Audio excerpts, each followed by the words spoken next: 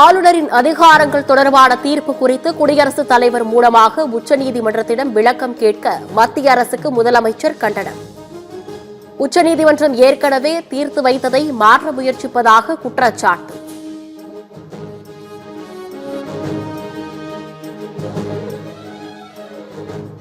பாஜக அல்லாத மாநில சட்டமன்றங்களை முடக்க மத்திய அரசு முயற்சிக்கிறதா?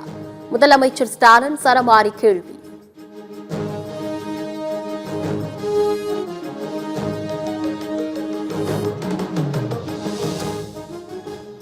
ரவுடித்தனமான பாகிஸ்தானிடம் அணு ஆயுதங்கள் பாதுகாப்பாக இருக்குமா? ராணுவ அமைச்சர் ராஜ்நாத் சிங் சரமாரி கேள்வி.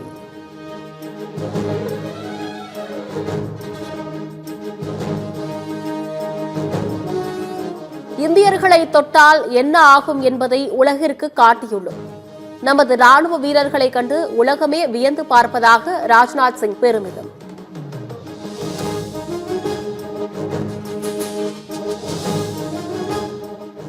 பீகார் மாநிலத்தில் தர்பங்கா அம்பேத்கர் கல்லூரி மாணவர்களை சந்திக்க சென்ற ராகுல் காந்தி தடுத்து நிறுத்தம். போலீசாருடன் காங்கிரஸ் தொண்டர்கள் வாக்குவாதம். जो प्राइवेट एजुकेशन इंस्टीट्यूशंस में रिजर्वेशन हो, ये चीजें हम चाहते हैं, मगर आपसे बात करने नहीं दे रहे हैं। तमाशा बना रखा है। शांति से हम जा रहे थे। சமூக நீதி மற்றும் கல்விக்காக நாம் குரல் கொடுப்பதை யாராலும் தடுக்க முடியாது. இந்தியா அரசமைப்பால் நடத்தப்படுகிறது, சர்வாதிகாரத்தால் அல்ல என எதிர்க்கட்சித் தலைவர் ராகுல் காந்தி கண்டனம்.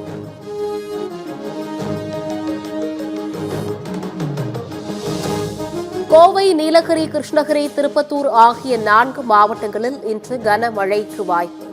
மே 18ஆம் தேதி வரை கனமழை தொடரும் என வானிலை ஆய்வு மையம் அறிவிப்பு.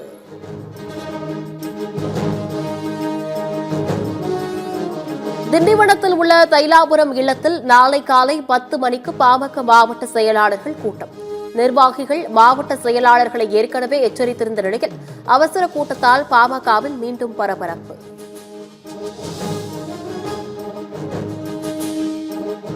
உதகையில் புகழ்பெற்ற 127வது மலர் கண்காட்சியை திறந்து வைத்தார் முதலமைச்சர். இன்று முதல் வரும் 25ஆம் தேதி வரை மலர் கண்காட்சியை ரசிக்கலாம் என அறிவிப்பு. மலர் கண்காட்சியில் வைக்கப்பட்டுள்ள வடிவங்களை கண்டு ரசித்தார் முதலமைச்சர். பிரம்மாண்ட சிம்மாசனத்தில் அமர்ந்து முதலமைச்சர் மகிழ்ச்சி.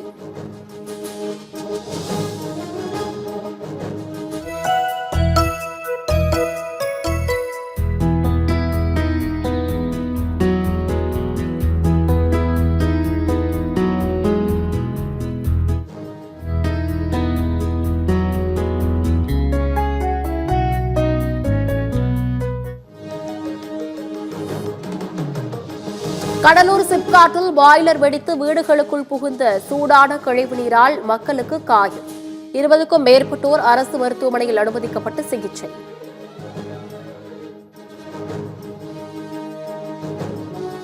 சிப்காட் தொழிற்சாலையால் பாதிக்கப்பட்டவர்களின் உறவினர்கள், ஊர் மக்கள் சாலை மறியல். நிறுவனத்திடம் பேசி உரிய நடவடிக்கை எடுக்கப்படும் என போலீசார் உறுதி அளித்ததன் பேரில் போராட்டக்காரர்கள் கலைந்து சென்றனர்.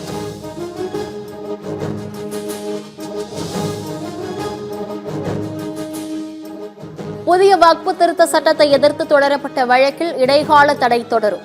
வழக்கு விசாரணையை மே 20ஆம் தேதிக்கு ஒத்திவைத்தது உச்சநீதிமன்றம்.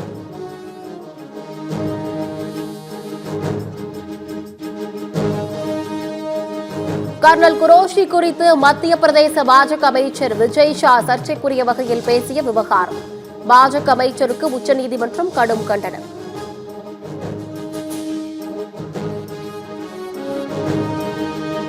மத்திய பிரதேச பாஜக அமைச்சர் மீதான எஃப்ஐஆர் மீது தடை விதிக்க உச்சநீதிமன்றம் மறுப்பு.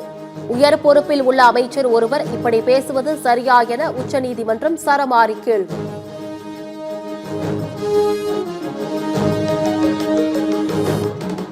ஜம்மு காஷ்மீரின் புல்வாமா மாவட்டத்தில் லஷ்கர்-இ-தொய்பா அமைப்பைச் சேர்ந்த 3 தீவிரவாதிகள் சுட்டுக் கொலை. கடந்த 48 மணி நேரத்தில் 6 தீவிரவாதிகளை சுட்டுக் கொன்றது பாதுகாப்பு படை.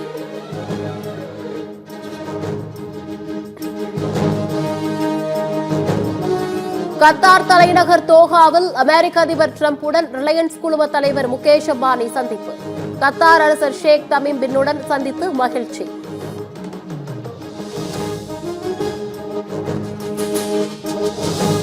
கள்ளக்குறிச்சி கனியாமூர் பள்ளி கலவர வழக்கில் 450க்கும் மேற்பட்டோர் மாவட்ட குற்றவியல் நீதிமன்றத்தில் ஆஜர். அடுத்த விசாரணையை ஜூலை மாதம் 19ஆம் தேதிக்கு ஒத்திவைத்தார் நீதிபதி.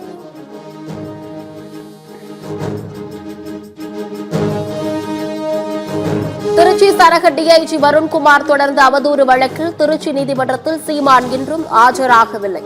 இன்றைய விசாரணையில் ஆஜராவேன் என உறுதியளித்த சீமான் ஆஜராகாததால் நீதிமன்றம் இறுதி எச்சரிக்கை.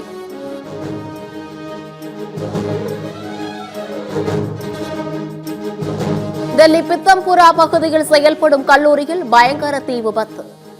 நூலகத்தில் ஏற்பட்ட தீயை அணைக்கும் முயற்சியில் தீயணைப்புத்துறை தீவிரம். தூத்துக்குடி அரசு மருத்துவக் கல்லூரி மருத்துவமனைக்கு மது போதையில் வந்த மருத்துவரால் பரபரப்பு. தள்ளாடியபடியே ஆண்கள் சிகிச்சை பிரிவுக்கு சென்றதால் மக்கள் எதிர்ப்பு.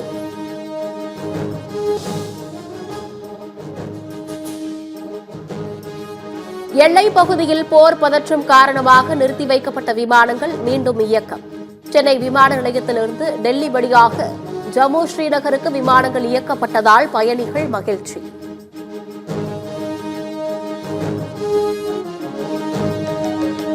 கோவை கரடிமலையில் சோலார் மின்வெளியை சேதப்படுத்தி வாழை தோட்டத்திற்குள் புகுந்த ஒற்றை யானை. 300க்கும் மேற்பட்ட வாழை மரங்களை சேதப்படுத்தியதால் விவசாயிகள் கவலை.